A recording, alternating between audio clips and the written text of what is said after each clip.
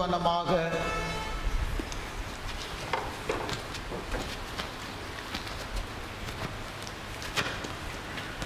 நாம் நின்ற வண்ணமாக நம்முடைய காலை மாலை ஆராதனையின் முதல் பகுதி.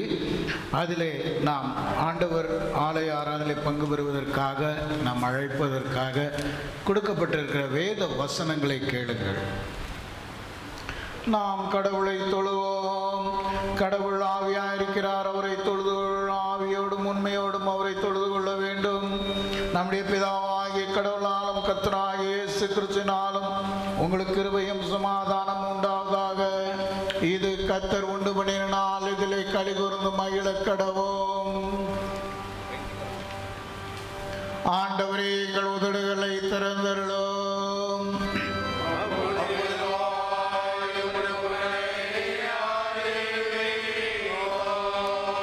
குமாரனுக்கும் பரிசுத்தாவிக்கும் மகிமை உண்டாவதாக.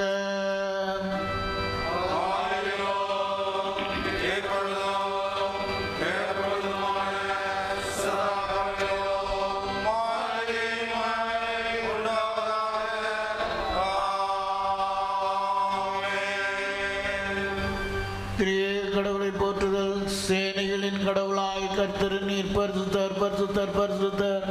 வானமும் பூமியும் அது மகிமையால் இருந்திருக்கின்றன. உன்னதத்திலே ஓசன்னா.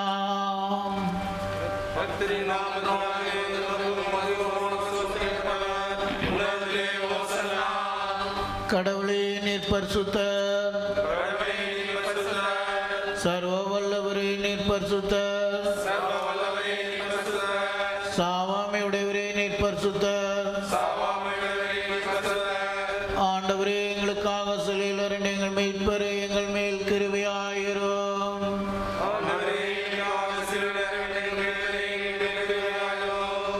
பரிசுத்தாவியாகிய ஆண்டவரே, எங்கள் மேல் கிருபையாயிரும். ஆண்டவரே, எங்கள் ஜெபங்களை மாறாது ஏற்றுக்கொண்டு எங்கள் மேல் கிருபையாயிரும்.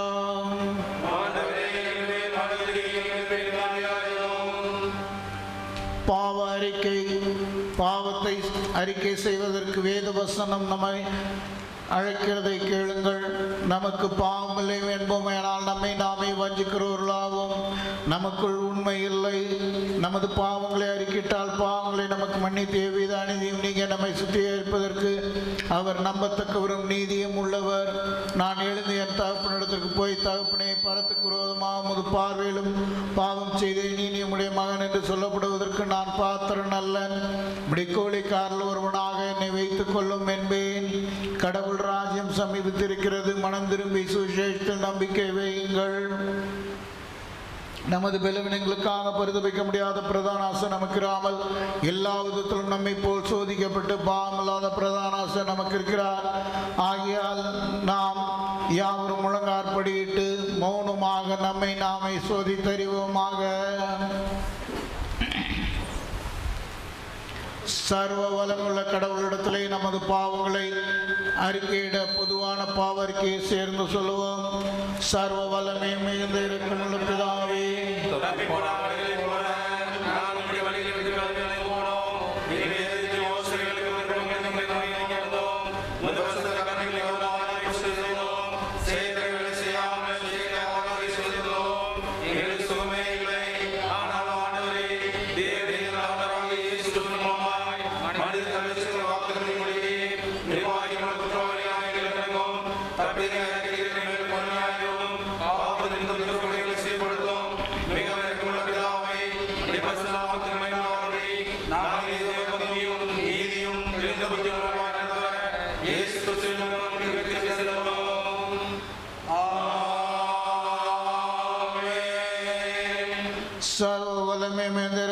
ஆண்டவர் மன்னிப்பையும் பாவனையும் நமக்கு கட்டளையர்களை வாழ்க்கையை சீர்படுத்துவதற்கான காலத்தையும் தமது பரிசுத்தாவின் கிருபையும் தேற்றுதலையும் தந்தருளுவாராக.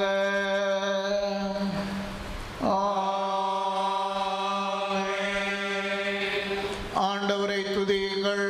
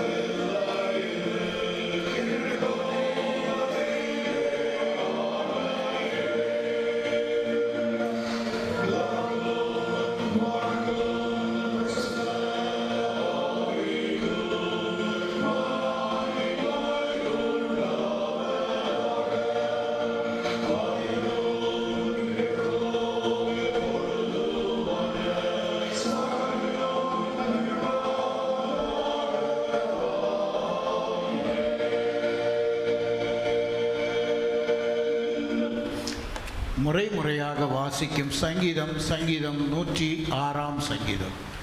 சங்கீதம் 106 சங்கீதம்.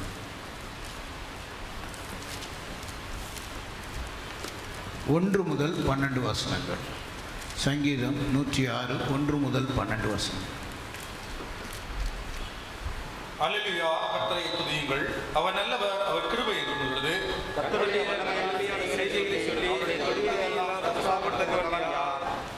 நியாயத்தை கைக்கொள்கிறவர்களும் எக்காலத்திலும் நீதியை செய்கிறவர்களும் பாக்கியவான்கள்.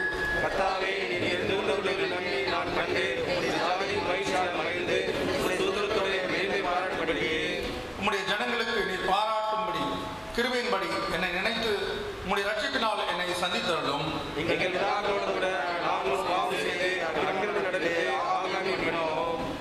எங்கள் பிதாக்கள் எகிப்திலே உம்முடைய அதிசயங்களை உணராமலும் உம்முடைய கிருபைகளின் திரட்சியை நினையாமலும் போய் சிவந்த சமுத்திர ஓரத்திலே கலகம் பண்ணினார்கள்.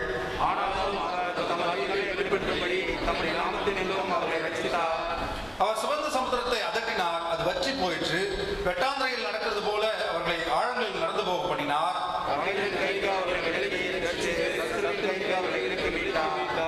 அவர்கள் சத்துருக்களை தண்ணீரில் மூடிக்கொண்டது, அவர்களில் ஒருவனும் மீந்திருக்கவில்லை.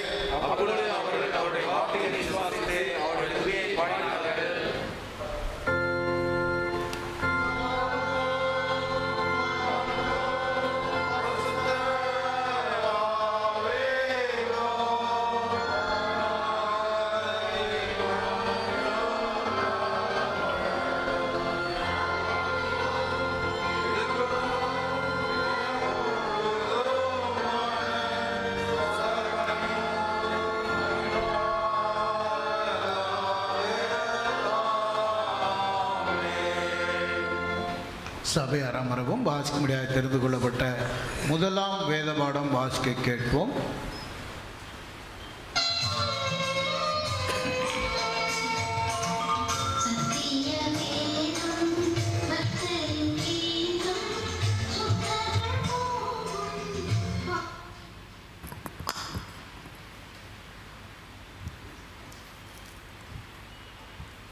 வாசிக்கப்பட வேண்டிய முதலாம் வேத பாடம் மீகா 6ஆம் அதிகாரம் 1 முதல் 8 வசனம் அடங்கிய தேவனுடைய வார்த்தையை கேளுங்கள்.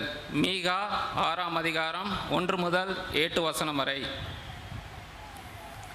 கர்த்தர் சொல்லுகிறதை கேளுங்கள். நீ எழுந்து பர்வதங்களுக்கு முன் உன் வழக்கை சொல். மலைகள் உன் சத்தத்தை கேட்க கடவது. பர்வதங்களே, பூமியின் உறுதியான அஸ்திபாரங்களே, கர்த்தருடைய வாழ்க்கையை கேளுங்கள். கர்த்தருக்கு அவர் ஜனத்தோடு வழக்கு இருக்கிறது, இஸ்ரவேலோடு அவர் வழக்காடுவார்.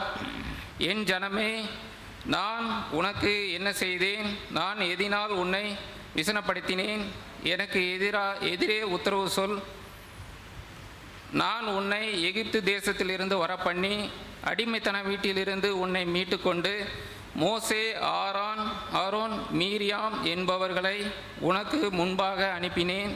என் ஜனமே, மோவாபின் ராஜாவாகிய பாலாக் பண்ணின யோசனை இன்னதென்று பேயோரின் குமாரனான பிலியோம் அவனுக்கு பிரயோத்தரமாக சொன்னது இன்னதென்றும் சீதீம் தொடங்கி கீழ்கால் மட்டும் நடந்து இன்னதென்று நீ கர்த்தருடைய நீதிகளை அறிந்து கொள்ளும்படி நினைத்துக்கொள். எண்ணத்தை கொண்டு நான் கர்த்தருடைய சந்நிதியில் வந்து உன்னதமான தேவனுக்கு முன்பாக பணிந்து கொள்ளுவேன். தகன பலிகளை கொண்டு 1 வயது கன்றுக்குட்டிகளை கொண்டு அவர் சந்நிதியில் வர வேண்டுமோ? ஆயிரக்கணக்கான ஆட்டுக்கடாக்களின் பேரிலும் எண்ணெயை ஓடுகிற 16,000 ஆறுகளின் பேரிலும் கர்த்தர் பிரியமாய் இருப்பாரோ? என் அக்கிரமத்தை போக்க என் முதற் பேரானவனையும் என் ஆத்மாவின் பாவத்தை போக்க என் கற்ப கன்னியையும் கொடுக்க வேண்டுமோ? மனுஷனே, நன்மை இன்னதென்று அவர் உனக்கு அறிவித்திருக்கிறார். நியாயம் செய்து இரக்கத்தை சிநேகித்து உன் தேவனுக்கு முன்பாக மனத்தாழ்மையாய் நடப்பதை அல்லாமல் வேறு எண்ணத்தை கர்த்தர் உன்னிடத்தில் கேட்கிறார். வாசிக்கப்பட வேண்டிய முதலாம் வேத பாடம் வாசித்தாயிற்று. தேவனே ஸ்தோத்திரம் உண்டாவதாக. ஆமீன்.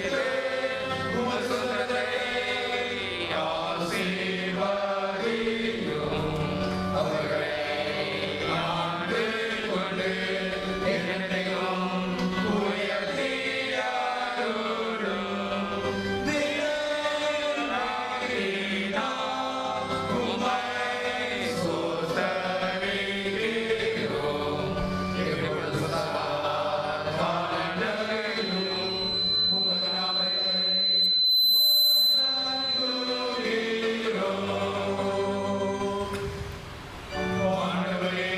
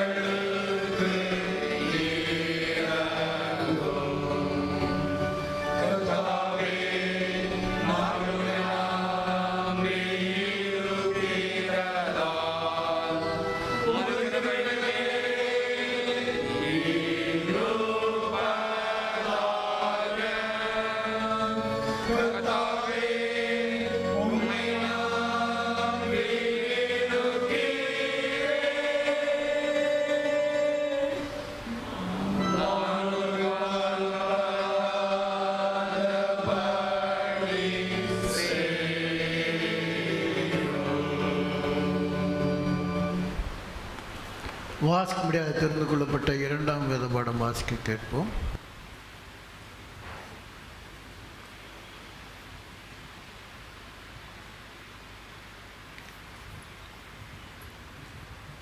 இயேசுவுக்கு ஸ்தோத்திரம்.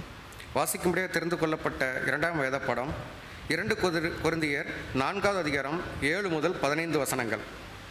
2 கொரிந்தியர் 4வது அதிகாரம் 7 முதல் 15 வசனங்கள். இந்த மகத்துவமுள்ள வல்லமை எங்களால் உண்டாயிராமல் தேவனால் உண்டாயிருக்கிறது என்று விளங்கும்படி இந்த பொக்கிஷத்தை மண்பாண்டங்களில் பெற்றிருக்கிறோம். நாங்கள் எப்பக்கத்திலும் நெருக்கப்பட்டும் ஒடுங்கி போகிறதில்லை, கலக்கமடைந்தும் மன முறிவடைகிறதில்லை, துன்பப்படுத்தப்பட்டும் கைவிடப்படுகிறதில்லை, கீழே தள்ளப்பட்டும் மடிந்து போகிறதில்லை. கர்த்தராகிய இயேசுவினுடைய ஜீவனும் எங்கள் சரீரத்தில் விளங்கும்படிக்கு இயேசுவின் மரணத்தை எப்பொழுதும் எங்கள் சரீரத்தில் சுமந்து திரிகிறோம்.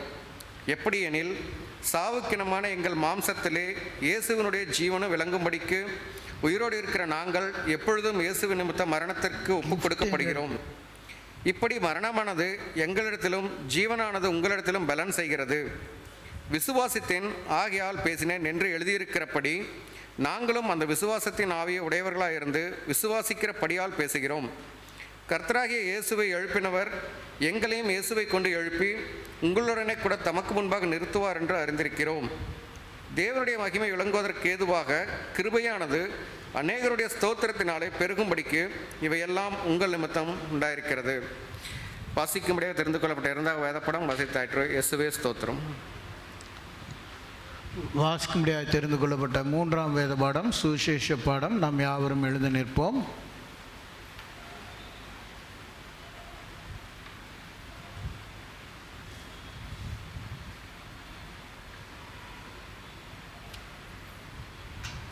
வாசிக்கும்படியாக தெரிந்து கொள்ளப்பட்ட மூன்றாம் வேத பாடம் மார்க் எழுதின சுவிசேஷம் 5ஆம் அதிகாரம் சங்கீதம் 35ஆம் வசனம் முதல் 43ஆம் வசனங்கள் முடிய. மார்க்கு 5ஆம் அதிகாரம் 35ஆம் வசனங்கள் தொடங்கி 43ஆம் வசனங்கள் வரை. அவர் இப்படி பேசிக்கொண்டிருக்கையில் ஜெப ஆலய தலைவனுடைய வீட்டிலிருந்து சிலர் வந்து, உம்முடைய குமாரத்தி மரித்து போனால் இனி ஏன் போதகரை வருத்தப்படுத்துகிறீர் என்றார்கள். அவர்கள் சொன்ன வார்த்தையை இயேசு கேட்டவுடனே ஜெப ஆலய தலைவனை நோக்கி, பயப்படாதே, விசுவாசம் உள்ளவனாய் இரு என்று சொல்லி பேதுருவையும் யாக்கோபையும் யாக்கோபின் சகோதரன் யோவானையும் தவிர வேறொருவரும் தம்மோடே வருகிறதற்கு இடம் கொடாமல் ஜெப ஆலய தலைவனுடைய வீட்டிலே வந்து சந்தடையையும் மிகவும் அழுது புலம்புகிறவர்களையும் கண்டு உள்ளே பிரவேசித்து, நீங்கள் சந்தடம் பண்ணி அழுகிறதென்ன? பிள்ளை மரிக்கவில்லை, நித்திரையாக இருக்கிறார் என்றார். அதற்காக அவரை பார்த்து நகைத்தார்கள். எல்லாரையும் அவர் வெளியே போக பண்ணி பிள்ளையின் தகப்பனையும் தாயையும் தம்மோடே வந்தவர்களையும் அழைத்து கொண்டு பிள்ளை இருந்த இடத்திலே பிரவேசித்து பிள்ளையின் கையை பிடித்து தள்ளித்தகாமி என்றார். அதற்கு, சிறு பெண்ணே எழுந்திரு என்று உனக்கு சொல்லுகிறேன் என்று அர்த்தமாம். உடனே சிறுபெண் எழுந்து நடந்தாள். அவள் 12 வயதுள்ளவராய் இருந்தாள். அவர்கள் மிகுந்த ஆச்சரியப்பட்டு பிரமித்தார்கள். அதை ஒருவருக்கும் அறிவியாதபடி அவர்களுக்கு உறுதியாக கட்டளையிட்டு அவளுக்கு ஆகாரம் கொடுக்கும்படி சொன்னார். வாசிக்கும்படியாக தெரிந்து கொள்ளப்பட்ட மூன்றாம் வேத பாடம் வாசித்தாயிற்று. கிறிஸ்துவே உமக்கு ஸ்தோத்திரம் உண்டாவதாக.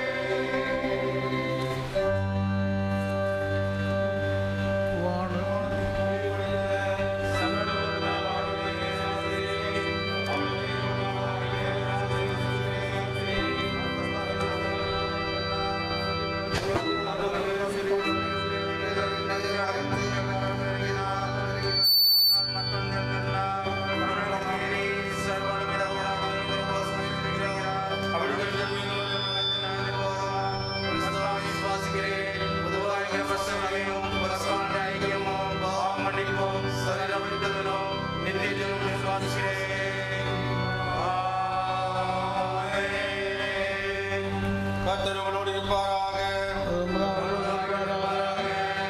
ஜெபம் செய்வோம். கர்த்தாவே எங்களுக்கு இரங்கும்.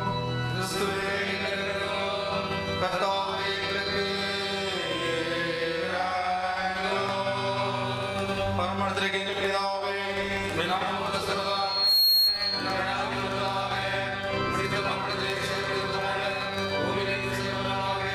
அன்றைய ராஜ்யம் எங்கள் தாரும். எங்கள் உணவான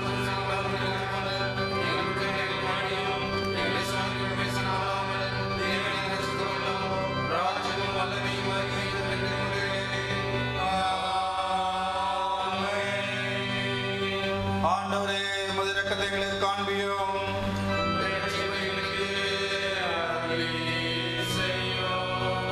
ஆண்டவரே, எங்களை ஆளுபவர்களை வழிநடத்தும்.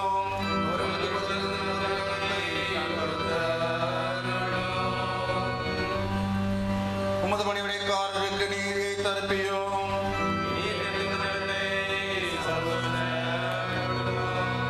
ஆண்டவரே, உமது ஜனத்தை ரட்சியும்.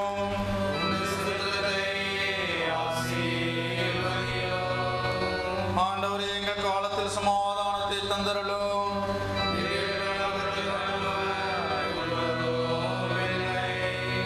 கடவுளே, எங்களை சுத்திகரியும்.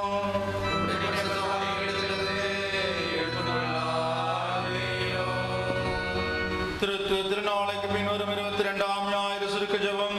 மாட்சிமை நிறைந்த பரலோகத்தின் பிதாவே, வானாதி வானங்களும் கொள்ளாத மகிமையுடையவரே, உம்மை துதிக்கிறோம். தேவரீர் எங்களுக்கு தந்துள்ள வரங்களையும் தாளந்துகளையும் உண்மையாக பயன்படுத்த கிருபை தாரும். இந்த வரங்களும் தாளந்துகளும் ஆகிய பொக்கிஷம் மண்பாண்டமாகிய எங்களாலே உண்டாயிராமல் மகத்துவ தேவனாகிய உம்மிடத்திலே உண்டாயிருக்கிறது என்பதை உணர்ந்து மிகுந்த மனத்தாழ்மையோட சேவை புரிய அருள் தாரும். எங்கள் ஆண்டவரே இயேசு கிறிஸ்துவின் நாமத்தில் வேண்டிக் கொள்கிறோம் பிதாவே.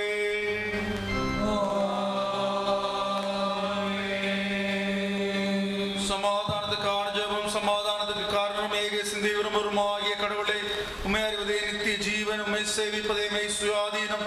தேவரே, தஞ்சமாய் கொண்டிருக்கும் அடியாரையாக நாங்கள் எந்த விரோத வல்லமைக்கும் பயப்படாதிருக்கும்படியாக எங்கள் சத்துருக்கள் செய்கிற எல்லா பிரயாசங்களும் என்றும் எங்கள் ஆண்டவர் இயேசு கிறிஸ்துவின் வல்லமையினால் எங்களை காப்பாற்றியருளும்.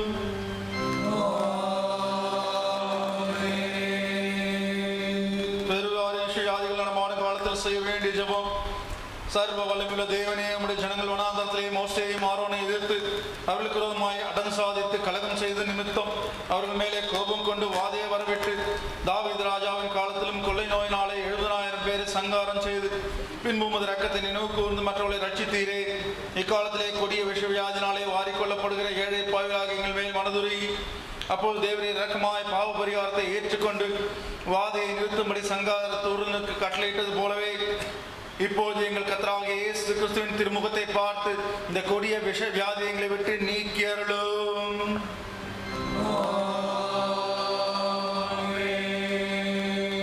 தேவ கிருபைக்கான ஜெபம்.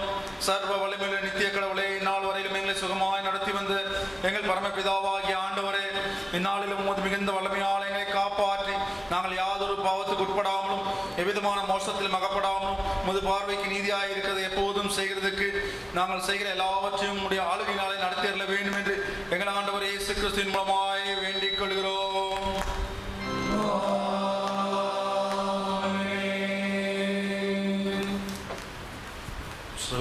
கொள்வோம். அறிவிப்புகள் வாசம்.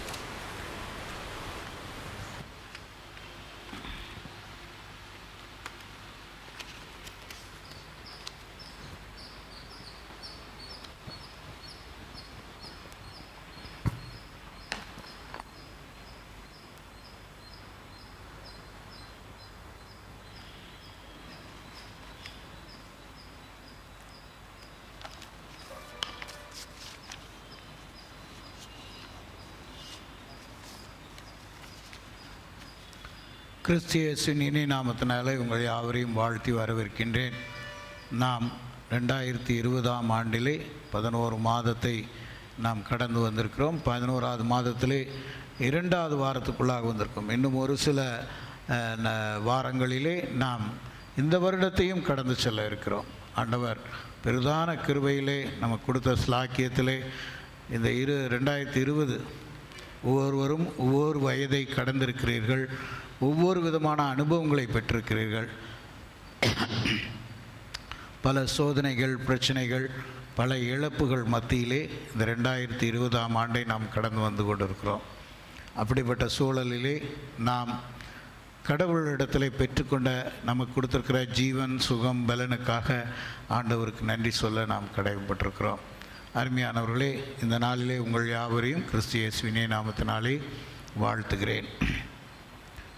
இந்த வருகிற வாரம் நம் ஆராதனைகள் வருகிற ஞாயிற்றுக்கிழமை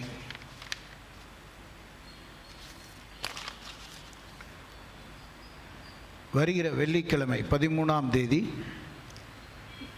மாலை ஆராதனை முறையும் லித்தானியா ஜபமும், அதில் சாட்சி சொல்ல விரும்புகிறவர்கள் சாட்சி சொல்லலாம், தாளந்து உள்ளவர்கள் பாடல்களை பாடலாம். ஆகினாலே 13 வருகிற வெள்ளிக்கிழமை மாலை 6:30 மணி ஆராதனை நீங்கள் வந்து பங்கு பெறும்படி உங்கள் அன்போடு வேண்டுகிறோம். 15ஆம் தேதி வருகிற ஞாயிற்றுக்கிழமை 3வது வாரம். நாம் எப்போதுமே முதல் வாரமும் 3வது வாரமும் பரிசுத்த நற்கருணை ஆராதனை நடத்துவதுண்டு. ஆகையினாலே 3வது வாரத்திலிருந்து நாம் இந்த கொரோனா சமயத்திலே நாம் 3வது வாரத்திலிருந்து பரிசுத்த நற்கருணை ஆராதனையை நாம் துவங்க இருக்கிறோம். பரிசுத்த நற்கருணை ஆராதனை நாம் கொடுக்க இருக்கிறோம். ஆகினாலே அதற்காக நீங்கள் ஜெபித்துக் கொள்ளுங்கள். திருச்சபை மக்கள் அநேகருடைய வேண்டுதலுக்கு இணங்க இந்த பரிசுத்த நற்கருணை எல்லா இடங்களிலும் கொடுக்கப்பட்டு வருகிறது. நீங்கள் எங்களுக்கும் கொடுங்கள் என்று சொல்லி திருச்சபை மக்கள் அநேகர் எங்களோடு கூட அணுகினதினாலே அவர்களுடைய கடவுளிடத்திலே அவர்கள் வைத்திருக்கிற வேண்டுதலின்படி நாங்கள் அந்த முயற்சியை எடுத்திருக்கிறோம். போதக சேகர குழுவானது அந்த முயற்சியோடு கூட செயல்படுத்த இருக்கிறோம். உங்களுடைய ஜெபமும் தேவை, நம்முடைய மக்களினுடைய சுகபலனும் தேவை. அதனாலே ஜெபித்து கொள்ளுங்கள். கர்த்தருடைய இரத்தமும் சரீரமும் நாம் பெற்றுக்கொள்ள ஆயத்தப்படுவோம்.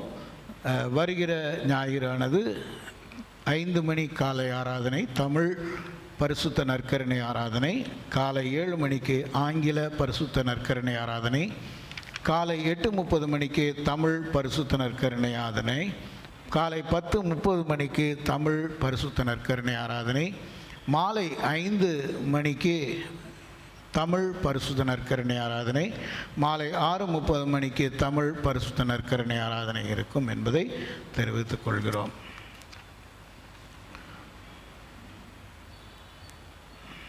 நவம்பர் மாதத்திலே வேதாகம தேர்வு ஆனது சிறுவர்களுக்காக வைக்கப்பட்டிருக்கிற அந்த தேர்வு தாவீதும் கோலியாத்தும் படம் வரைந்து விளக்கம் எழுதி நவம்பர் 15க்குள்ளாக வெரண்டாவில் இருக்கும் பெட்டியிலே கொண்டு வந்து போடவும், வாலிபர்களுக்கு கிதியோன் நமக்கு முன்னோடி என்ற தலைப்பின் கீழே 5 பக்கங்கள் குறையாமல் எழுதி நவம்பர் 15க்குள்ளாக அந்த பெட்டியிலே போடவும், பெரியோர்கள் பேதுரு ஒரு கண்ணோட்டம், பேதுரு பெற்றதான ஒரு கண்ணோட்டம் உங்களிடத்திலே அந்த நம்பிக்கையினுடைய கண்ணோட்டத்திலே நீங்கள் அலசி ஆராய்ந்து 7 பக்கங்களுக்கு குறையாமல் 12 பக்கங்கள் மிகாமல் எழுதி நவம்பர் 15க்குள் நீங்கள் அதை அந்த பெட்டியினுள் போடும்படி உங்களை அன்போடு வேண்டுகிறோம்.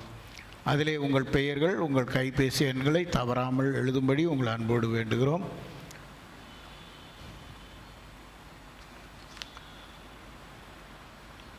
கொரோனா சூழ்நிலையிலே நம் அரசின் சட்டப்படி நாம் நற்கருணை ஆராதனை நடத்த இருக்கிறோம்.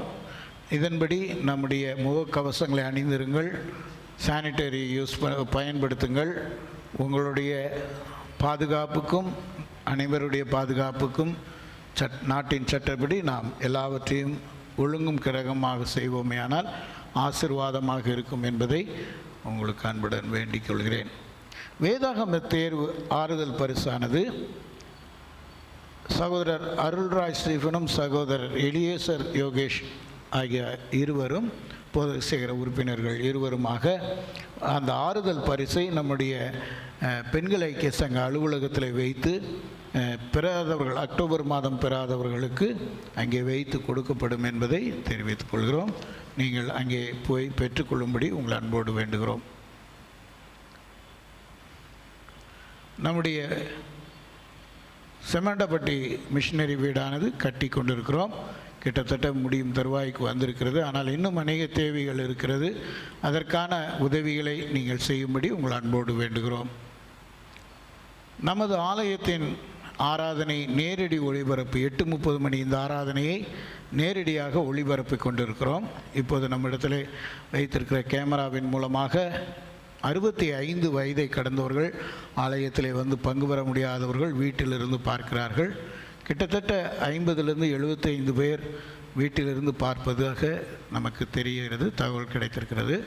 அதன்படி மட்டுமல்ல, அதற்கு பிறகு வாரத்திலே மற்ற நாட்களிலும் வீட்டிலிருந்து இந்த நம்முடைய யூடியூப்லேயும் நம்முடைய வாட்ஸ்அப் குரூப்பில் இருந்தும் அந்த ஆராதனையை இந்த வாரத்திலே பார்க்கிறவர்கள் கிட்டத்தட்ட 200லிருந்து 250 பேர் அதை பார்த்து கொண்டிருக்கிறார்கள். இவ்விதமாக ஒரு ஊழியத்தை நம் ஆலயத்தின் மூலமாக நாம் செய்கிறோம். வர முடியாமல் வீட்டில் இருக்கிற வயோதிபர்கள், பலவீனமானவர்கள், சுகமீனமானவர்களுக்கு அது ஆசீர்வாதமாக அமைகிறது. அதற்கு நாங்கள் வாரம் 2500 ரூபாய் செலவு செய்கிறோம். அதற்குரிய காணிக்கை கொடுக்க விரும்புகிறவர்கள் நீங்கள் உங்கள் காணிக்கையை அலுவலகத்திலே கொண்டு வந்து கொடுக்கும்படி உங்கள் அன்போடு வேண்டுகிறோம். நவம்பர் மாதத்திலே நேரலையை தாங்குகிற குடும்பம் ரெவரண்ட் எஸ் ஆண்ட்ரூஸ் குடும்பத்தார் கோட்டையில் உள்ளவர்கள். அவர்கள் முதல் வாரத்திலே நேரலைக்கான செலவை கொடுக்கிறார்கள். திருமதி திரு அருள் செல்வசிங் மணக்காடு அவர்கள் நேரலைக்கான தொகையை கொடுத்திருக்கிறார்கள். திருமதி எஸ் நெல்சன் ஜெயக்குமார் குடும்பத்தாரும் கோரிமேடில் உள்ளவர்கள் அதற்கான தொகையை கொடுத்திருக்கிறார்கள். திரு ராபர்ட் கிங்ஸ்லி குடும்பத்தார் புது ரோடில் உள்ளவரும் இந்த 4வது வாரத்திலே உள்ள நேரலைக்காக கொடுத்திருக்கிறார்கள். நேரலைக்காகிற செலவு 2500 ரூபாய். அதை உங்களுடைய காணிக்கையாக நீங்கள் கொடுப்பீர்களானால் அது அநேகருக்கு அவர்கள் இல்லத்திலே அந்த ஜெப சிந்தையோடு இருக்கும் அவர்களுக்கு உதவியாக இருக்கும். அந்த ஆசீர்வாதம் உங்களிடத்திலும் வந்து தங்கக்கூடியதாக இருக்கும் என்பதை தெரிவித்துக் கொள்கிறேன். ஒவ்வொரு சபை உறுப்பினரும் உங்களுடைய புகைப்படத்தை அந்த புகைப்படத்தின் பின்பகுதியிலே உங்கள் முன்படம் பாதிக்காத அளவிற்கு பெயரையும் கைபேசி எண்ணையும் நீங்கள் எழுதும்படி உங்களை வேண்டுகிறோம்.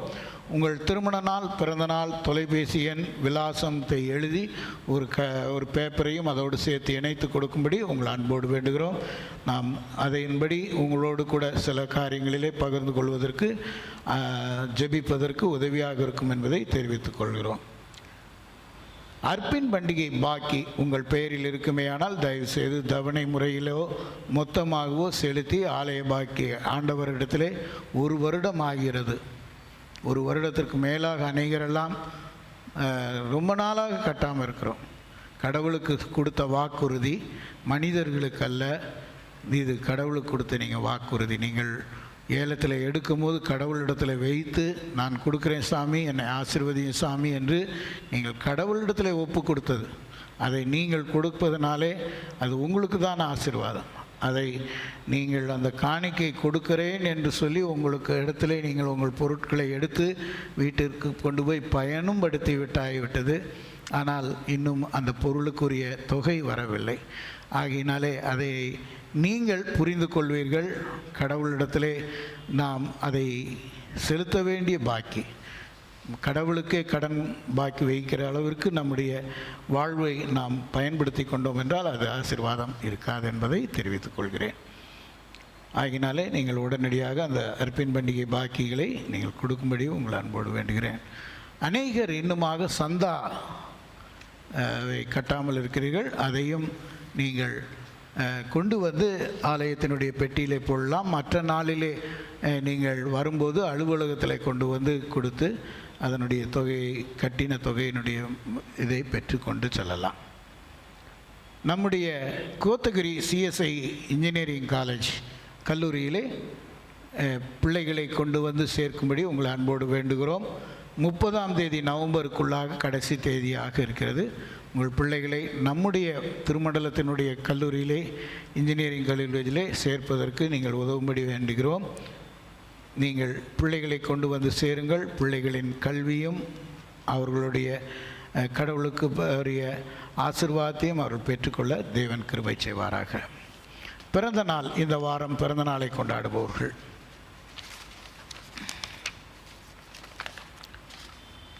8ஆம் தேதி ஞாயிற்றுக்கிழமை இன்று திரு சந்திரா பால் டிவிஎஸ் காலனி, திரு எஸ் ஸ்டீஃபன் ஆட்டையாம்பட்டி, திரு டி ரான்ஸ் காட்வின் தாதம்பட்டி, திருமதி எப்சிபார் ரூத் பேல் ஓமலூர், செல்வி வி வெரோனிகா நான்சி வின்சல்ட் அலகாபுரம், செல்வன் W Rufus Brandon Paul Omalur. 9ஆம் தேதி திங்கட்கிழமை திரு ஐவி தேவதாஸ் ஜங்ஷன், திருமதி டி தினோஷா எம்டிஎஸ் நகர், திருமதி ஆர் சாந்தி ஜங்ஷன், திருமதி எஸ் பிரின்சி ஜெனிஃபர் கண்ணங்குறிச்சி, செல்வி பி கிரேஸ் அனிதா கிச்சிபாளையம், செல்வன் R Samuel Noah Jebaraj Alagapuram. 10ஆம் தேதி செவ்வாய்க்கிழமை திரு A Lazarus Gnanasundaram Narasothipatti, Thiru M Stephen Jayaseelan Narasothipatti, Thiru V Selvaraj Kejalnayakkampatti, Thiru S Joseph Mahendrapuri, Selvan S Abhishek Korimedu, Selvi S Asha Korimedu. 11ஆம் தேதி புதன்கிழமை Thirumathi A Jenitha Angeline Narasothipatti, Thirumathi J baby Emimal Jeffrin MDS Nagar, Thirumathi P Evangeline Jenitha Chinna Thirupathi, Thirumathi G Jebarani Gnanasekar Korimedu, Selvi J Shanthi Victoria Kalarampatti, Selvi C அகினோ Mercy Ammapettai, baby P Divya கெரோன் கண்ணங்குறிச்சி, பேபி ஏ டெமிலின் அசரியா அலகாபுரம்.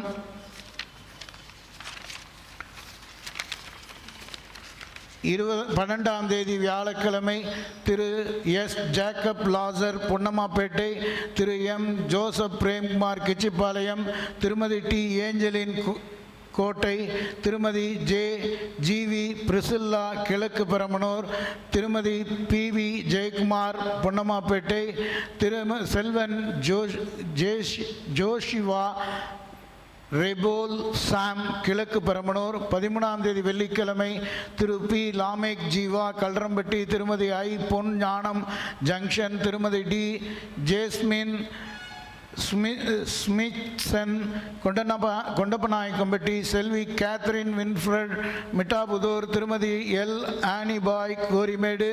14ஆம் தேதி சனிக்கிழமை திரு டி டபிள்யூ திவ்யநாதன் கோரிமேடு, திரு எம் டேவிட் தங்கராஜ் அலகாபுரம், திருமதி பி எஸ்தர் கொண்டலாம்பட்டி, திருமதி W Devon Christina Chinna Thirupathi, Thirumathi R Pushparani junction, Selvi P Nelsy Angel Thathagapatti, Selvan P பிரஞ்சன் டிவிஎஸ் காலனி. திருமண நாளை இந்த வாரம் கொண்டாடுபவர்கள்: இன்று 8ஆம் தேதி ஞாயிற்றுக்கிழமை திருமதி திரு ஆர் ஜோசப் ரத்தன்ராஜ் கண்ணங்குறிச்சி. 9ஆம் தேதி திங்கள் நாளை Thirumathi Thiru A Antony Patrick Korimedu, Thirumathi Thiru T Dhanasingh Esau Thathampatti, Thirumathi Thiru J Henry Selvaraj Kitchipalayam, Thirumathi Thiru G Kingsley Alagapuram. 10ஆம் தேதி செவ்வாய்க்கிழமை Thirumathi and Thiru S Rathnam Angammal colony, Thirumathi and Thiru J Jayaseelan Asthampatti, Thirumathi and Thiru Raja Devaputhiran Kannaiya Ramakrishna road, Thirumathi and Thiru R Emmanuel Saminathapuram. 11ஆம் தேதி புதன்கிழமை திருமதி அண்ட் திரு ஜி தயாள் ராஜேந்திரன் கண்ணங்குறிச்சி. 12ஆம் தேதி வியாழக்கிழமை Thirumathi and Thiru T Joel Gnanadas Chinna Thirupathi. 13ஆம் தேதி வெள்ளிக்கிழமை Thirumathi and Thiru C Vincent Kajalnayakkanpatti, Thirumathi and Thiru J Daniel Paul Paramanur. 14ஆம் தேதி சனிக்கிழமை Thirumathi and reverend P Graham John Paul Ayodhyapattinam, Thirumathi and Thiru G Reuben Jabaraj Asthampatti, Thirumathi and Thiru G John Paul Balakrishnan Rajaram Nagar ஆகிய இவர்கள் திருமண நாளை கொண்டாடுகிறார்கள். திருமண நாளையும் பிறந்த நாளையும் கொண்டாடுபவர்களுக்காக நாம் ஜெபிக்க இருக்கிறோம். அதற்கு முன்பாக திருச்சபையின் சார்பாகவும் போதசேகர குழுவின் சார்பாகவும் திருமண நாளையும் பிறந்த நாளையும் கொண்டாடுபவர்களை வாழ்த்துகிறோம். அன்புள்ள இயேசு சாமி, திருமண நாளையும் பிறந்த நாளையும் கொண்டாடுகிற பிள்ளைகளுக்காக ஜெபிக்கிறோம். அப்பா, கடந்த நாளிலே கண்மணி போல பாதுகாத்து வழிநடத்தின தேவன் இந்த நாளிலும் எத்தனையோ கஷ்டங்கள் மத்தியிலே, துன்பங்கள் மத்தியிலே, தங்களுடைய மனப்போராட்டத்தின் மத்தியிலே தேவனாய் கத்திடத்திலே வாஞ்சையோடு காத்திருக்கிற காரியங்களை அறிந்திருக்கிறேன். கடந்த நாளிலே காத்த தேவன் இப்போது கூட அந்த பிறப்பின் நன்னாள் திருமண நாளானது ஆசீர்வாத நாளாக இருக்கிற இனிமைய நாளாக கொண்டாடுகிற போது தேவ பிரசனம் இந்த வாரத்திலே அவர்களோடு கூட இருந்து அவள் வரும் நாட்களில் நன்மையும் கிருபையும் தொடர கிருபை செய்யும். தேவனாய் கத்தர் சுகத்தையும் பலத்தையும் நீடிய ஆயுளையும் கொடுத்துள்ளோம். காத்துக்கொள்ளும் வழி நடத்தும் ஆசீர்வதியும் இயேசுவின் மூலம் வேண்டிக் கொள்கிறோம் பிதாவே, ஆமென். திருமண அறிக்கை.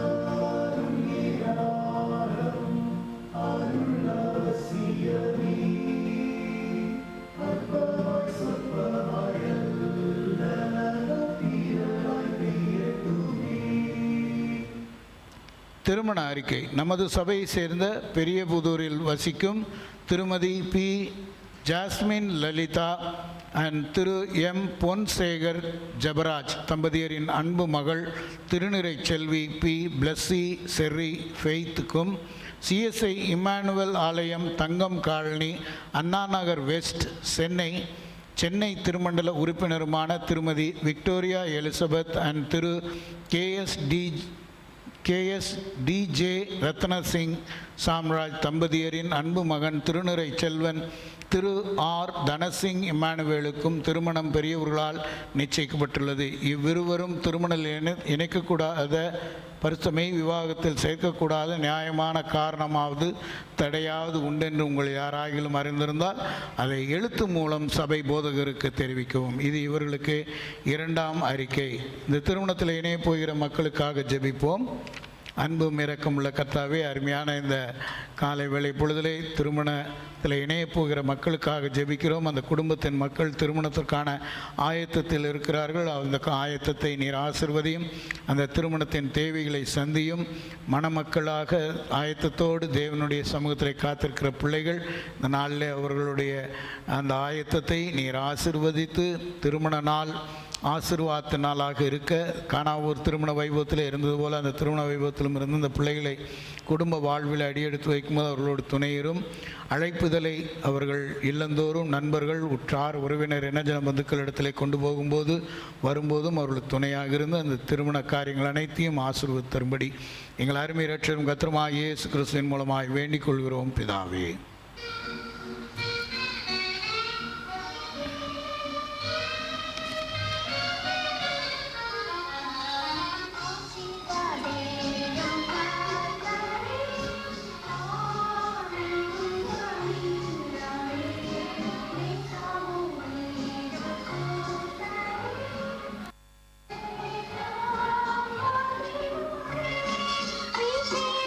Thank you.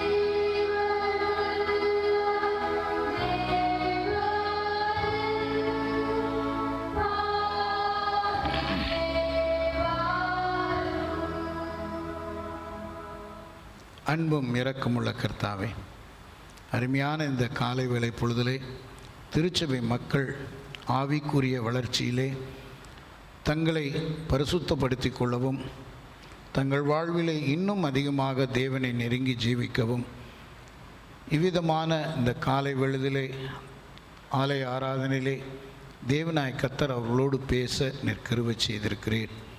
இந்த நேரத்திலே நீர் என் வாயாய் இருந்து நீர் உம்முடைய சித்தத்தை இந்த இடத்துல வெளிப்படுத்தும்படி இயேசுவின் மூலம் வேண்டிக் கொள்கிறோம் பிதாவே, ஆமென். இந்த ஞாயிறு திருத்துவ திருநாளுக்கு பின்வரும் 22ஆம் ஞாயிறு, பெந்தேகோஸ்தே திருநாளுக்கு பின்வருகிற 23ஆம் ஞாயிறாக இருக்கிறது. இது நாம் இந்த ஞாயிறை நாம் எப்போதுமே நவம்பர் 2nd வீக்லே நாம் கொண்டாடும்போது ஒரு வழக்கம் இருக்கிறது. நவம்பர் 2ஆம் ஞாயிறு என்றால் ஒன்றிப்பு ஞாயிறு, யூனிட்டி சண்டே என்று சொல்லப்படுகிறது. இந்த ஞாயிறு ஏன் யூனிட்டி சண்டே, ஒன்றிப்பு ஞாயிறு என்று நாம் அனுசரிக்கிறோம் என்பதை நாம் அதையும் பார்ப்போம். அதன் அடிப்படையிலே இந்த சிஎஸ்ஐ, சிஎன்ஐ, மார்த்தோமா, எம்டிசி ஆகிய இந்த திருச்சபைகள் இணைப்பதற்கான முயற்சிகள் எடுக்கப்படுகிறது. அந்த ஒன்றிணைப்புக்குரிய நினைவு கூர்ந்து ஜெபிக்கக்கூடிய காலங்களாக இருக்கிறது. எப்படி தென்னிந்திய திருச்சபை ஐக்கிய திருச்சபையாக மாறி திரும்ப தென்னிந்திய திருச்சபையாக மாறி இன்றைக்கு இவ்வளோ பெரிய வளர்ச்சியிலே எத்தனையோ திருச்சபைகள், மெத்தடிஸ்ட் திருச்சபை எல்லாம் சேர்ந்து ஒரு ஐக்கியத்திலே எப்படி வந்ததோ, பிரெஸ்பிட்டேரியன் திருச்சபை எல்லாம் சேர்ந்து சிஎஸ்ஐயாக உருவானதோ, அதே போல் இப்போதும் நம்முடைய தென்னிந்திய திருச்சபையிலே இன்றைக்கு திருச்சபை எத்தனையோ திருமண்டங்களை கொண்டதாக வளர்ந்து வருகிறது. கூடிய விரைவில் சேலம் திருமண்டலமும் உருவாவதற்கான வாய்ப்புகளும் இருக்கிறது. அது இந்த ஆண்டிலோ இல்லை அடுத்த ஆண்டிலோ அது நிறைவேறக்கூடியதாக இருக்கிறது. அதற்காக ஜெபித்துக் கொள்ளுங்கள். இந்த ஒன்றிப்பு ஞாயிறு, யூனிட்டி சண்டே என்று சொல்லக்கூடிய இந்த ஞாயிறிலே நாம் தென்னிந்திய திருச்சபை நமக்கு கொடுக்குற தலைப்பு என்ன என்று சொன்னால், மண்பாண்டங்களில் செல்வம். மண்பாண்டங்களில் செல்வம், ட்ரெஷர்ஸ் இன் கிளே ஜார்ஸ். மண்பாண்டங்களில் செல்வம். நாம் வாசிக்க கேட்ட வேத பகுதிகள் மீக 6ஆம் அதிகாரம் 1 முதல் 8 வசனங்களும், 2 கொரிந்தியர் 4ஆம் அதிகாரம் 7லிருந்து 15 வசனங்களும், மார்க் 4ஆம் அதிகாரம் 26லிருந்து 29 வசனங்களும் அந்த அடிப்படையிலே நாம் இன்றைக்கு சிந்திக்க இருக்கிறோம். அதற்கு முன்பாக இந்த யூனிட்டி சண்டே ஆக இருக்கிற இந்த பின்னணியத்தை நாம் முதலிலே கொஞ்சம் பார்த்து கொள்ளலாம். 1910 ஒரு கவுன்சில் கொடுக்கிறது. 1200 பேர் உறுப்பினராக அதில் கலந்து கொள்கிறார்கள். இது எடின்பரோ, ஸ்காட்லாந்திலே உலக மிஷனரி கான்ஃபரன்ஸாக அங்கே கூடுகிறார்கள். உலக மிஷனரி கான்ஃபரன்ஸாக அங்கே கூடுகிறார்கள். 160 புரொட்டஸ்டாண்ட் சீர்திருத்த சபைகள் அங்கே கூடுகிறது. இதிலே இன்றைய உலகிலே மிஷனரி பணியை கொண்டு செல்வது எவ்வாறு என்ற நிலையிலே சிந்தனைக்காக எடுத்துக்கொண்டார்கள். இன்றைய சூழலிலே மிஷனரிகளை கடவுளுடைய பணியை எப்படி கொண்டு போகிறது என்று யோசித்தார்கள். ஐரோப்பா தேசத்திலே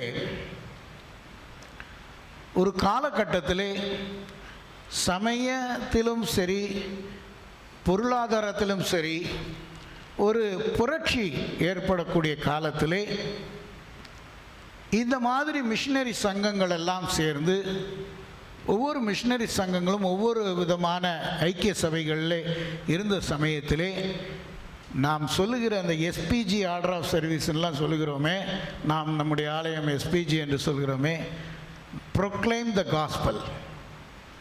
நாம் ஐரோப்பா தேசத்தில் இருக்கிற அவர்கள் ஜெபத்தோடு அந்த கூடுகையை கூடி நம் ஆண்டவருடைய நற்செய்தியை ஏன் மற்ற தேசத்துக்கு கொண்டு செல்லக்கூடாது, அவ்வளவு சமுதாயத்திலே சீர்திருத்தங்கள் ஏற்படுகிற காலகட்டத்திலே அவர்கள் அந்த குழுவாக ஜெபித்து, இன்றைக்கு நண்பர் சுவிசேஷம் மாதிரி ஒவ்வொரு திருச்சபையிலும் ஜெபக்கூடுகை வைத்திருந்து அது வளர்ந்து வருகிறது போல, அவர்கள் ஆலயங்களை உருவாக்குகிறது போல, எஸ்பிஜி அவர்கள் இந்த மாதிரி ஒவ்வொரு தேசத்திலும் சென்று அவர்கள் சுவிசேஷத்தை பரவினார்கள்.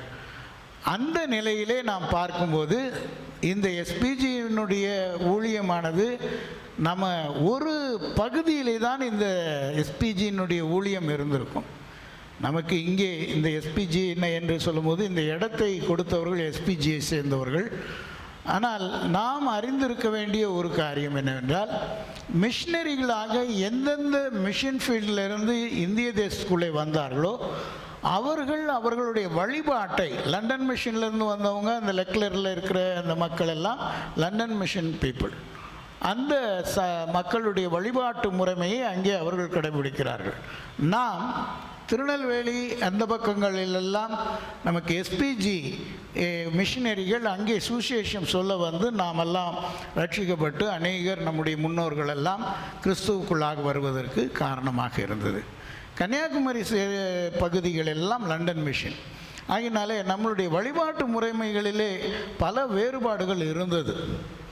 பிரஸ்பிட்டேரியன் திருச்சபையினுடைய வழிபாட்டு முறைமைகள் எல்லாம் சேர்ந்து ஒரே வழிபாடுகளிலே ஒரு வழிமுறைகள் இருந்தாலும் அதில் இந்த சாண்டிங் போன்ற சில காரியங்கள் இவைகளெல்லாம் கொஞ்சம் மாறுபாடுகள் கொஞ்சம்தான் இருந்தது. அதை நீங்கள் பார்க்கும்போது அது நம்முடைய திருச்சபைகள் இதையெல்லாம் முக்கியத்துவம் கொடுக்காமல் ஒன்றிணைய வேண்டும் என்று ஒன்றிணைந்து இன்றைக்கு சர்ச் ஆஃப் சவுத் இந்தியா என்ற ஒரு பெரிய இடத்தை உருவாக்கியிருக்கிறது. அதே போல் சர்ச் ஆஃப் நார்த் இந்தியா என்று ஒரு உருவாகியிருக்கிறது. இவைகளெல்லாம் சேர்ந்து ஒரு யூனிட்டியை உருவாக்குவது தான் இப்போது உள்ள 1910 கூடிய கவுன்சில் கூடுகை. 1200 பேர் சேர்ந்து எடின்பரோ ஸ்காட்லாந்திலே கூடினார்கள்.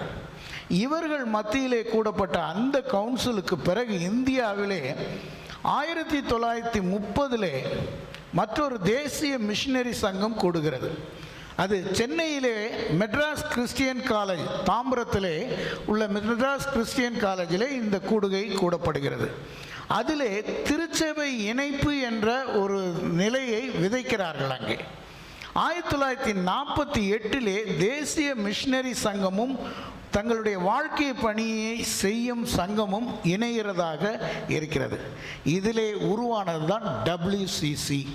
நீங்கள் கேள்விப்பட்டிருப்பீர்கள், WCC, world council of churches, WCC என்று சொல்லப்படுகிறது.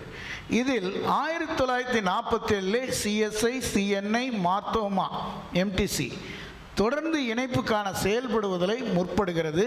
1978 ஜூலை திங்கள் 4 ஒரு கூட்டு மன்றாட்டை உருவாக்கினார்கள். ஜாயிண்ட் கவுன்சிலை உருவாக்கினார்கள். இதை communion of churches in India, communion of churches in India என்று CCI என்ற நிலையிலே ஒரு திருச்சபை ஒன்றிணைப்பு என்ற நிலையிலே பகிர்ந்து கொண்டார்கள். இதிலே to work together collectivity towards unity, witness and service.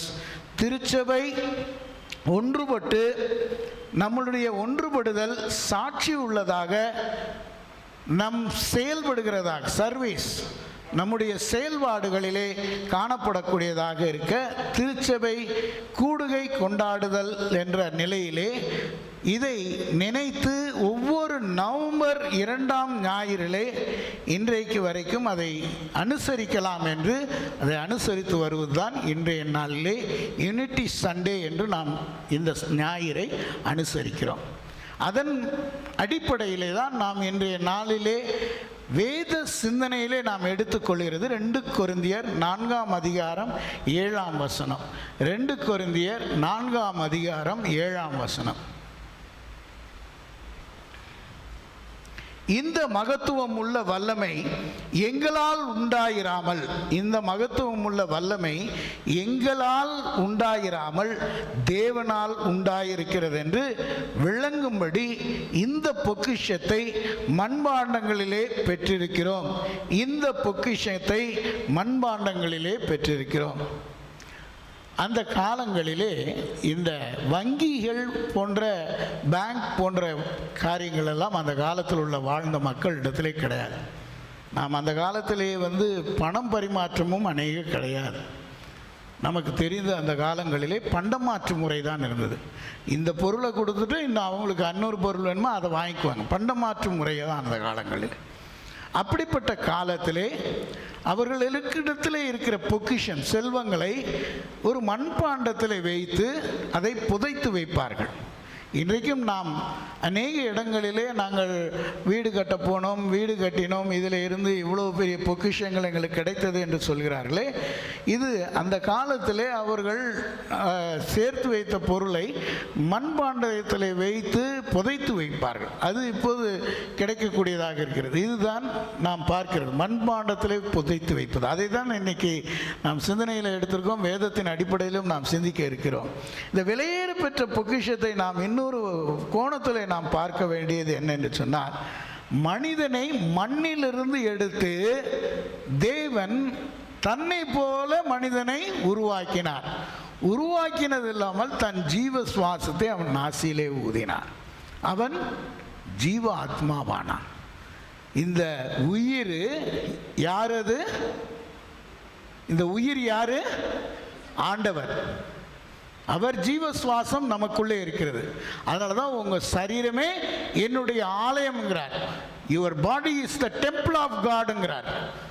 உன்னுடைய சரீரம் என்னுடைய ஆலயம் என்று சொல்லும்போது அந்த ஆலயத்துக்குள்ளே அவர் தங்கி இருக்கிறார்.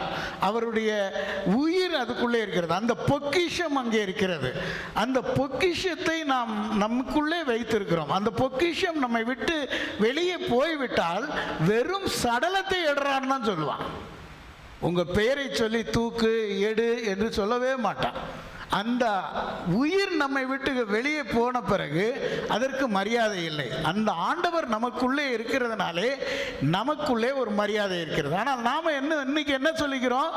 நான் யார் தெரியுமா, நான் என்ன தெரியுமா, நான் எப்படி தெரியுமான்றோம். இறந்த பிறகு அவன் யார் என்னங்கிறது கூட இருக்காது. இதுதான் வாழ்வு. எத்தனையோ பேர் கடந்து போய்விட்டார்கள், எத்தனையோ பேர் நம்மை விட்டு போய்விட்டார்கள். இங்கே வாழ்ந்த வாழ்க்கையில் எத்தனை பேர் இந்த ஆலயத்தில் எவ்வளவோ பெரியவர்கள் எல்லாம் எத்தனையோ காரியங்கள் சாதிக்கணும்னு நினைத்தவர்கள் எல்லாம் இருந்து கடந்து போய்விட்டார்கள். இன்றைக்கி அவங்களெல்லாம் யாருக்காவது தெரியுமா? இன்றைக்கி இருக்கிற காங்கிரிகேஷனுக்கு தெரியுமா? இன்னும் ஒரு 20 வருஷம் கழித்து பார்த்தீங்கன்னா இந்த பிராஸில் இருக்கிற பேரில் இருக்கிறவங்க யாருன்னு தெரியுமா? தெரியாது. இதை அந்த நம்முடைய இடத்துல இருக்கிற ஜெய்சிங் அவர்கள் சொல்வார்கள். இதெல்லாம் கொஞ்சம் ஹிஸ்ட்ரி அவர் தெரிந்து வைத்திருக்கிறார். அதை நம்முடைய பேப்பரில் நமக்கு போட்டிருக்காங்க. இந்த சர்ச் ஹிஸ்ட்ரியில் இது யார் டொனேஷன், இது யார் டொனேஷன், இது எப்படி வந்தது, இது எதுக்காக டொனேஷன் கொடுத்தாங்க என்பதெல்லாம் இருக்கிறது. நமக்கு இந்த சரித்திரம் தெரியாதனாலே நம்மிடத்தில் சில பொய்யான தகவலை கொடுத்து நம்மளை மனம் மாற்றி அவங்க சுயநலத்துக்காக நம்மளை கைப்பாகையாக பயன்படுத்துகிறார். இந்த கல்லறையில் இருக்கிற ஆங்கிலிக்கன் கல்லறையில் நெப்போலியனோடு கூட போர் புரிந்த ஒரு முக்கியமானவருடைய அந்த வார் அவரை நினைவு கூறக்கூடியதான ஒரு கல்லறை அங்கே உள்ளே இருக்கிறது. எத்தனை முக்கியமான சரித்திரங்கள் புதைந்து வைத்திருக்கிறோம் நாம் நம்முடைய ஆலயத்தில் என்பது நமக்கே தெரியாது. அப்படிப்பட்ட சூழலிலே அந்த பொக்கிஷம் என்று சொல்லக்கூடிய அந்த பொக்கிஷத்தை உடைய திருச்சபையாகிய நம்முடைய திருச்சபை, இதிலே நாம் ஒரு உறுப்பினராக இருக்கிறோம் என்றால் ஆண்டவர் நம்மை அழைத்து வந்திருக்கிறார்.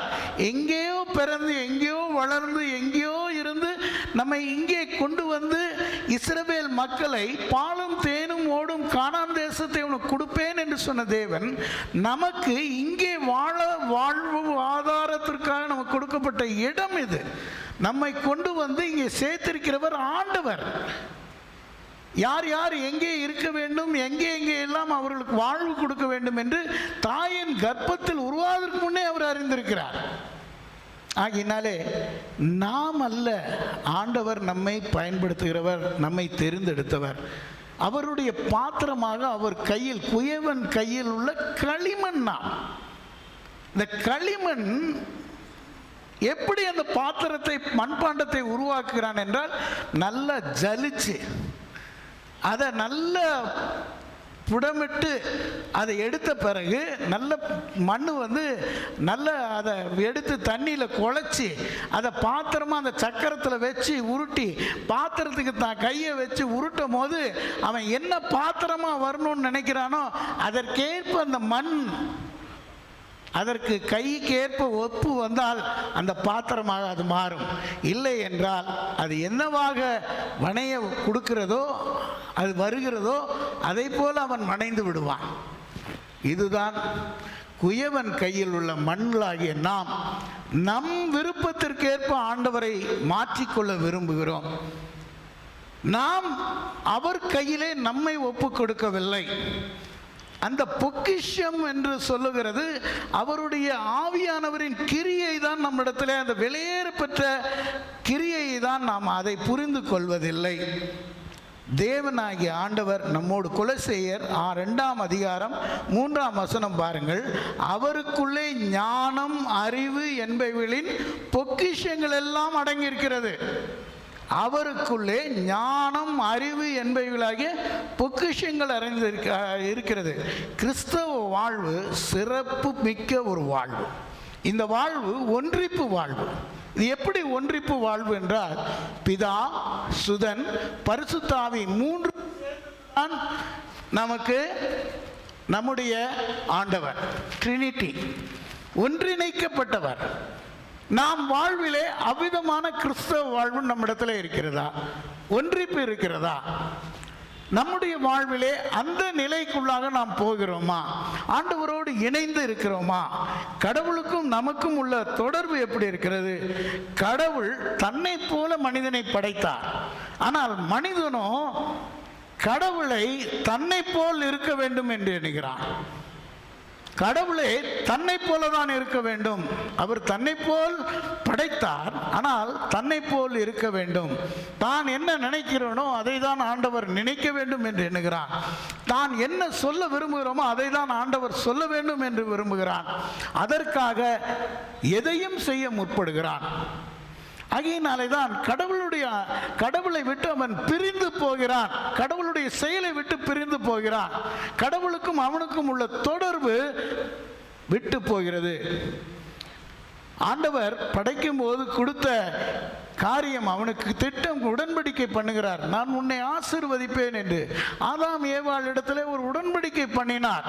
ஆனால் அந்த உடன்படிக்கை அவர்கள் மீறுகிறதற்கு காரணம் என்ன? பெருமை, அவர்களுக்கு வேண்டிய பதவி, இது ரெண்டையும் அவர்கள் நினைத்ததினாலே நீ கடவுளை போல ஆவாய் என்று பிசாசானவன் அவனை தூண்டுகிறான்.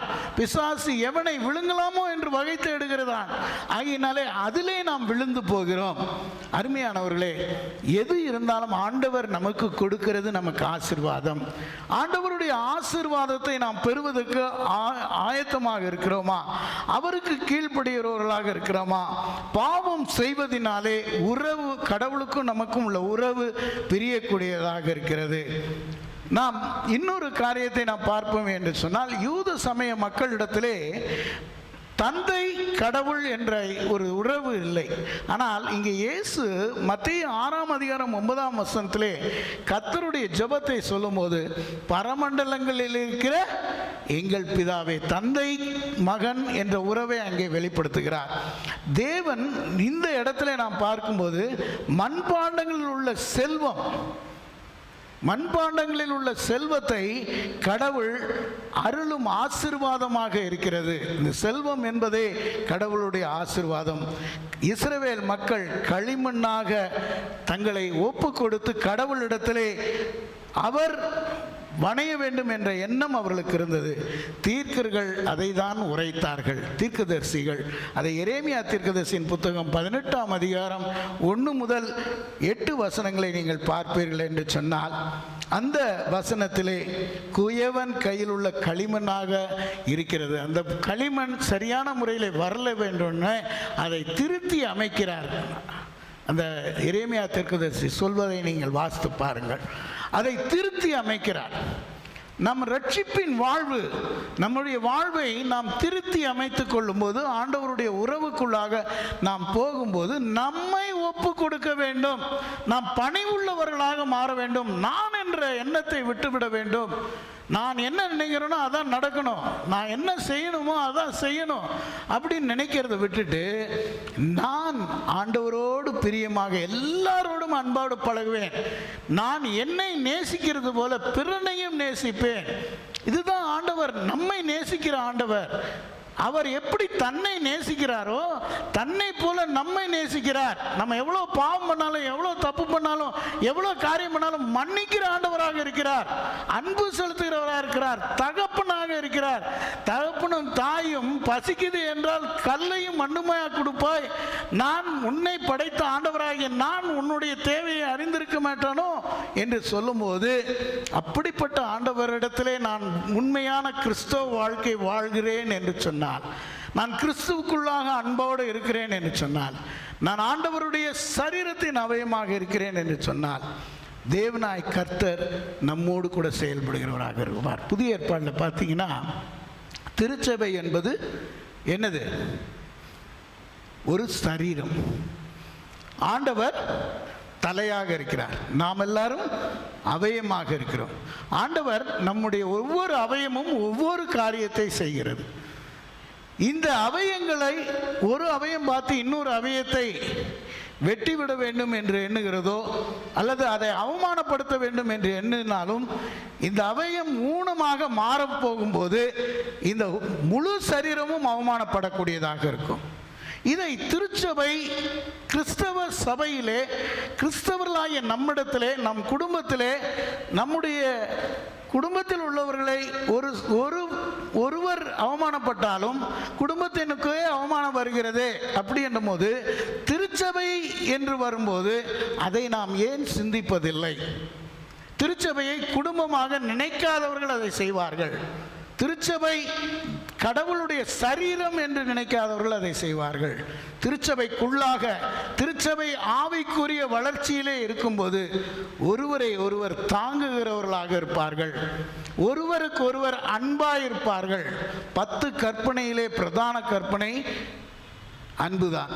அந்த அன்பு என்ன என்றால், இந்த கையில் ஒரு சின்ன முள்ளு குத்திருச்சுன்னா எப்படி இந்த உடம்பு பூரா வலி தெரியுமோ, அதே போல அடுத்த கையிலே ஏற்படுகிறது போல சரீரத்திலே, திருச்சபையிலே ஒருவருக்கு ஏற்படுகிற அந்த காரியத்திலே அதை உடனே ரணமாக கொள்ளாமல் இருக்க எப்படி மருந்து போட்டு அதை ஆற்றி அதை இது பண்ணுகிறோமோ, அதே போல நாம் ஒருவரை ஒருவர் ஆற்றவும் தேற்றவும் செய்ய ஆண்டவர் கிருபை செய்திருக்கிறார்.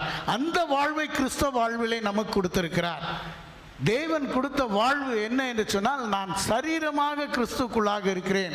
நான் உண்மையாலுமே என்னிடத்திலே ஆண்டவருடைய ஆவியானவர் கிரியை செய்ய வேண்டும் என்றால், நான் ஆண்டவரை உண்மையாலுமே அன்பு செலுத்துகிறவனாக இருக்கிறேன் என்று சொன்னால், நான் அவருடைய பாத்திரமாக, அவர் என்னிடத்திலே எந்த விதத்திலே அன்பு செலுத்துகிறார், எப்படி அன்பு செலுத்துகிறார், என் குறையையும் என் குற்றங்களையும் அவர் பார்த்து என்னை ஏளனமாக சிரிக்கிறவர் அல்ல, என்னை கேவலப்படுத்துகிறவர் என் தேவன் அல்ல, என் தேவன் என்னை அவமானப்படுத்தி சிரிக்கிறவர் அல்ல, என் தேவன் என்னை பார்த்து கிண்டல் அடிக்கிறவர் அல்ல.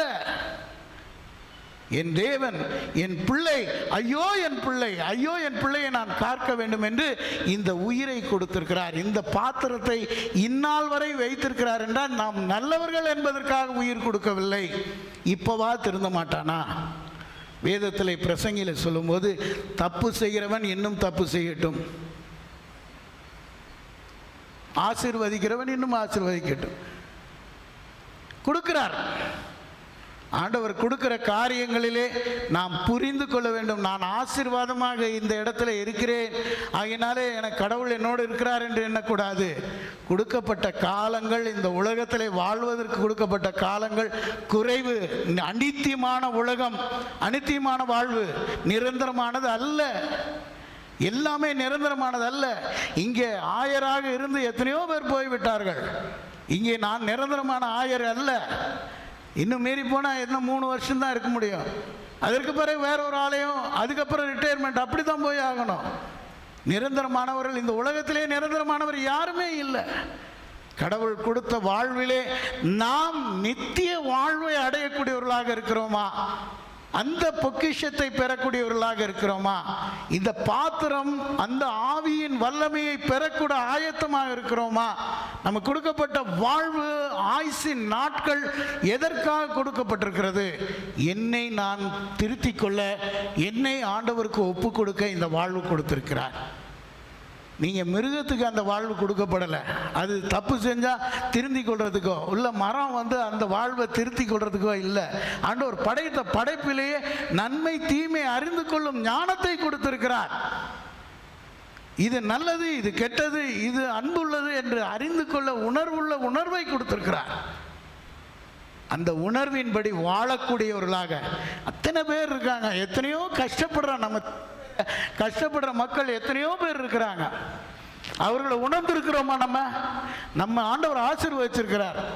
அந்த ஆசீர்வாதம் எதற்காக நமக்கு? அந்த ஆசீர்வாதம், ஆண்டவர் கொடுத்த அந்த ஆசீர்வாதம் மற்றவர்களோடு அந்த சந்தோஷத்தை பகிர்ந்து கொள்ள, மற்றவர்களோடு கூட அந்த ஆண்டவரனுடைய அந்த மோட்ச ராஜ்யத்தை நான் இந்த உலகத்திலே, இந்த திருச்சபைக்குள்ளே நான் என் சபையாரோடு அதை நான் கண்டு கொள்ள வேண்டும். ஒருவர் கஷ்டப்படுகிறார், ஒரு வேதனைப்படுகிறார் என்று சொன்னால் உடனே ஓடி போய் பார்ப்பது தான் அது திருச்சபையினுடைய வேலை.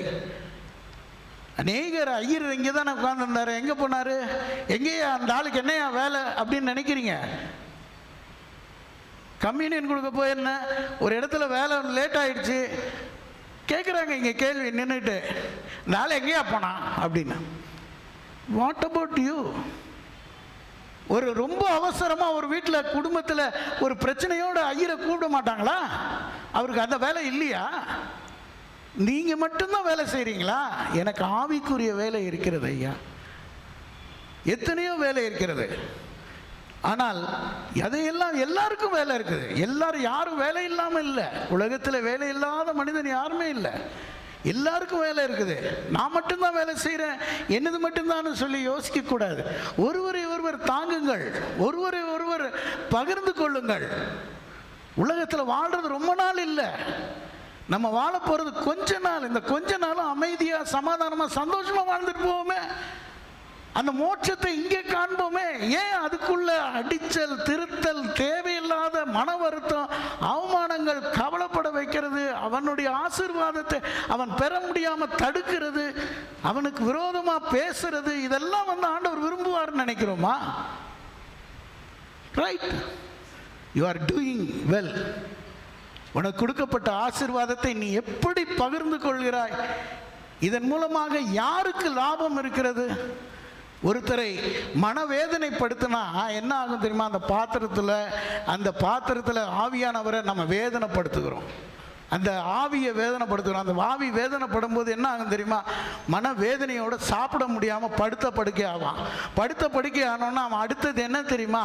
அவன் இறந்து போவான். அந்த ஆத்துமா மரணத்துக்கு ஏதுவாக கொண்டு செல்லுகிற பாக்கியவான் யாருங்க? அது உனக்கு தேவையா? அந்த பாக்கியம், அந்த ஆசீர்வாதம் உனக்கு தேவையா? ஆண்டவருடைய வருகையிலே கேட்பார். உனக்கு கொடுத்த ஆத்துமா வாரம் உனக்கு கொடுக்கப்பட்ட எல்லா பொறுப்புகளிலும் நீ கடவுளுக்கு நீ செய்தாயா? எத்தனை பேரை நீ வாழ வைத்திருக்கிறாய்? எத்தனை பேருக்கு வாழ்வு கொடுத்திருக்கிறாய்? எத்தனை பேருடைய வாழ்விலே நீ ஆசீர்வாதமாக இருந்திருக்கிறாய்? கடவுள் கொடுத்த வாழ்வு இது கொஞ்ச நாள் தான். காலையிலே முளைத்து மாலையிலே பட்டு போகிற புல்லுக்கொப்பான வாழ்க்கை. இந்த வாழ்வை நாம் ஆசீர்வாதமாக, ஒருத்தரை ஒருத்தர் ஏளனம் பண்ணாதீங்க, கேவலப்படுத்தி பேசாதீங்க, அவமானப்படுத்தாதீங்க. கடவுள் விரும்ப மாட்டார். அவங்க சரீரத்தில் ஆண்டவர் இருக்கிறார். நீ ஏளனப்படுத்துறது ஆண்டவரை, கேவலப்படுத்துறது ஆண்டவர், யாரை வேதனைப்படுத்தி பேசுறியோ அது ஆண்டவரை. பலவீனமானவர்கள், எல்லோருமே பலவீனமானவர்கள். ஏசாமிகிட்ட போய் சொல்றான், ஆண்டவரே நல்ல போதகரேன்னு சொல்லும்போது அவர் என்ன சொல்றாரு? தேவன் ஒருவரை தவிர நல்லவன் இல்லை. அப்போ அவ்வளோ நல்லவன் யாராவது இருந்து குற்றப்படுத்தினா பரவாயில்ல. கடவுள் ஏசாமியை விட இன்னைக்கு நிறைய பேர் இங்கே நம்ம திருச்சபையில் நிறைய பேர் இருக்காங்க. அது ஏன்னா அவங்க சொல்றதான் ஏசாமியை கேட்கணும். ஏசாமி ஊழியக்காரனா இருந்தாலும் அவங்க சொல்றதான் கேட்கணும். அவன் ஊழியக்காரன் சொல்றதெல்லாம் கேட்க மாட்டாங்க. ஏன்னா அவங்க எந்த கட்டுப்பாட்டுக்கும் இல்லை. கடவுள் கொடுத்த ஆசீர்வாதம் இருக்குது, பதவி இருக்குது, பட்டம் இருக்குது, எல்லாம் இருக்குது. அவங்க யாருடைய வார்த்தைக்கும் கட்டுப்பட மாட்டாங்க. தாங்க என்ன நினைக்கிறோமோ அது நிறைவேறணும். அப்போ கடவுள் எப்படி ஆசீர்வாதத்தை கொடுப்பாரு? திருச்சபை ஆசீர்வாதமாக இருக்கும். திருச்சபையில் கலகத்தை உருவாக்கி என்ன நினைக்கப்பட போகிறோம்? அருமையானவர்களே, உங்கள் குடும்பத்திலே அப்படி ஒரு கலகத்தை உருவாக்கினால் அந்த குடும்பத்தின் அமைதியை நீங்களே சீர்குலைக்கிறதாக இல்லையா? அப்போ திருச்சபையில் அந்த கலகத்தை உருவாக்கி திருச்சபையின் சீர்கேடை உருவாக்குகிறதுல உங்களுக்கு என்ன பயன்? அருமையானவர்களே, மிஷினரிகள் எத்தனையோ கஷ்டப்பட்டு இந்திய தேசத்தில் எவ்வளோ இரத்த சாட்சியாக மரித்து இங்கே வந்திருக்கிறார்கள் தெரியுமா? எத்தனை பேருடைய இரத்த சாட்சியிலே நாமெல்லாம் இங்கே உட்கார்ந்துருக்கிறோம். நாம் நம்முடைய சுயநலத்துக்காக நம்முடைய திருச்சபையை, ஆண்டவரை நாம் எப்படியெல்லாம் பயன்படுத்தி கொண்டிருக்கிறோம். கொஞ்ச நேரம் உட்கார்ந்து யோசிச்சு பாருங்க. இதனுடைய ஆசீர்வாதம் தலைமுறைக்கும் கேட்கப்படும். நான் எதையும் வேற எதையும் சொல்லலை, ஆண்டவருடைய கரத்தில் இது கேட்கப்படும். இன்னைக்கு இல்லைனாலும் என்னைக்குனாலும் நீங்கள் அதுக்கு பதில் சொல்லியே ஆகணும். கண்ணெதிர நடக்கும். எதை விதைக்கிறாயோ அதை ஏன் அறுப்பாய் என்று சொல்கிறார். பிடுங்குவதற்கு ஒரு காலம், அறுப்பதற்கு ஒரு காலம், நடுவதற்கு ஒரு காலம் என்று இருக்கிறது. இங்கே நான் கண்ணார அநேக மக்களை நான் பார்த்திருக்கிறேன். பல பதவிகளே இருந்தவர்கள், பல அளவிலே அதிகாரம் வகித்தவர்களை நான் பார்த்திருக்கிறேன். அவர்களுடைய கடைசியாக அந்த அதிகாரம் அவர்களிடத்திலிருந்து போன பிறகு அவர்களை கைப்பிடித்து கீழே இறக்குவதற்கு கூட ஆள் இல்லை ஒரு காலகட்டத்தில். ஏனென்றால் அவருக்கு இன்னொருத்தருக்கும் பகை எதுனாலே அவரை கையை பிடித்து இறக்கினால் அவர் என்ன நினைப்பாரோ என்று சொல்லி அப்படித்தான் வயோதிபர் இறங்கும் போது அவர் கையை பிடிப்போம் என்று கூட போகல பக்கத்தில். அதுதான் வாழ்க்கை, இந்த உலக வாழ்க்கை, மனித வாழ்க்கை அதுதான். அதிலிருந்து வெளியே வாருங்கள். கடவுளுக்காக செய்யுங்க, கடவுளை நம்புங்க, கடவுளோடு அன்பு செலுத்துங்க. அந்த பொக்கிஷம் உங்களிடத்தில் இருக்கிறது, அதை பயன்படுத்துங்கள். அந்த பொக்கிஷத்தை பயன்படுத்துங்கள். தேவன் உங்களையும் உங்கள் குடும்பங்களையும் ஆசீர்வதிப்பார். ஜெபிப்போமா? திருக்கரத்தால் தாங்கி என்னை திரு சித்தம்போல் நடத்திடுமே, குயவன் கையில் களிமண்ணா அனுதினம் நீ வணைந்திடுமே, குயவன் கையில் களிமண்ணா அனுதினம் நீ வணைந்திடுமே. ஆம் பிதாவே, குயவன் கையில் உள்ள களிமண் நாங்கள்.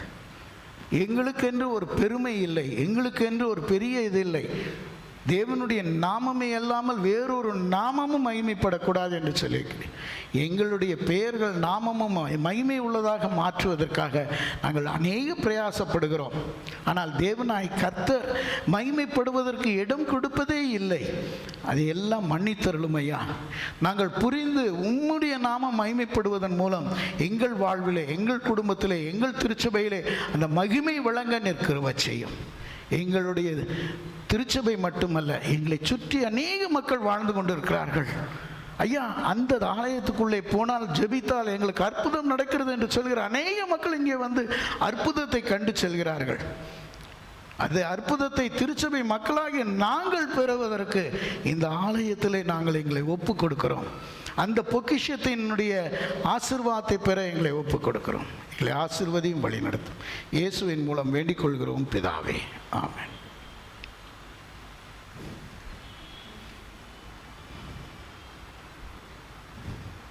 ஜெபிப்போம். இத்தருணத்தில் ஒருமனப்பட்டு உம்மை நோக்கி எங்கள் பொதுவான விண்ணப்பங்களை செய்ய எங்களுக்கு கிருபை அளித்த சர்வ வல்லமையுள்ள கடவுளே, 2 பேராவது 3 பேராவது என் நாமத்தினாலே கூடி வரும்போது அவர்கள் கேட்கிறவர்களை அருளி செய்வர் என்று வாக்குறுதி இருக்கிறீரே. கர்த்தாவே, உமது அடியாராகிய எங்களுக்கு வேண்டிய நன்மைகள் உண்டாக எங்கள் விருப்பங்களையும் வேண்டுதலையும் போது நிறைவேற்றி இம்மையிலே உம்முடைய சத்தியத்தை அறிகிற அறிவியும் மறுமையில் நித்திய ஜீவனை எங்களுக்கு கட்டளையிட்டரும். ஆமென்.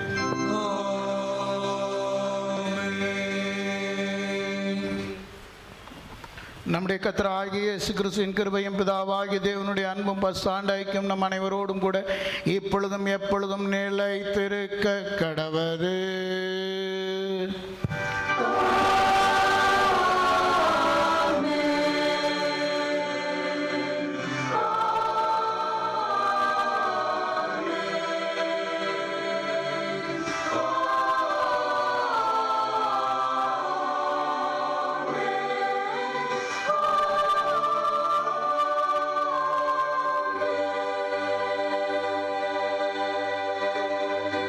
நிறைவு பாடலாக நாம் கீர்த்தனையில் 217வது கீர்த்தனையை நாம் பாடுவோம். அப்பொழுது நீங்கள் உங்கள் இந்த ஆல்டருக்கு முன்னாடி உள்ள பெட்டியிலே உங்களுடைய கவர் காணிக்கைகளை நீங்கள் அதிலே உள்ளே செலுத்தவும், காணிக்கைகளை உண்டியல் பெட்டிக்குள்ளே போடும்படி உங்களை அன்போடு வேண்டுகிறோம்.